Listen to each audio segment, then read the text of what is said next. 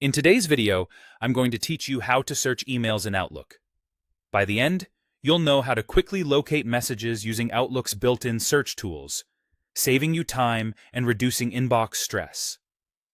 First, open Outlook from your desktop.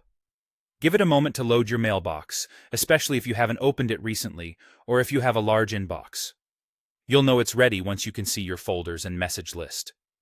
If you aren't already signed in, go ahead and log in with your account. Make sure you're connected to the internet so Outlook can sync your mail. Once you're in, you're ready to start searching. Next, click the search bar at the very top of the Outlook window. It's easy to spot, and clicking it places your cursor right where you need it.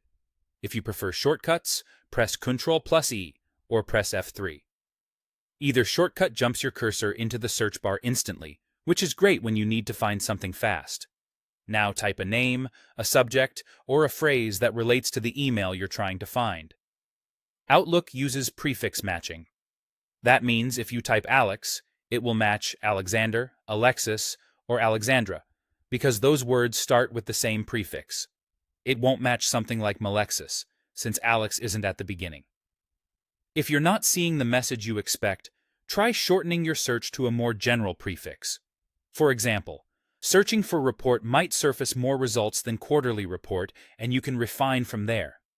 As you type, Outlook usually updates results in real time, so you can quickly adjust your wording without leaving the search box. When you need to find a specific sequence of words, put your phrase in quotation marks.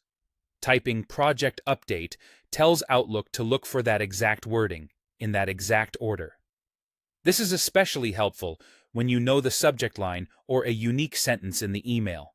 Keep in mind that exact phrase searches are intentionally strict, so if the wording in the email is Update on the project, the quoted search Project Update won't match it.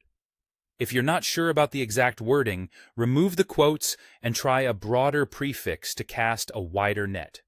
That's it.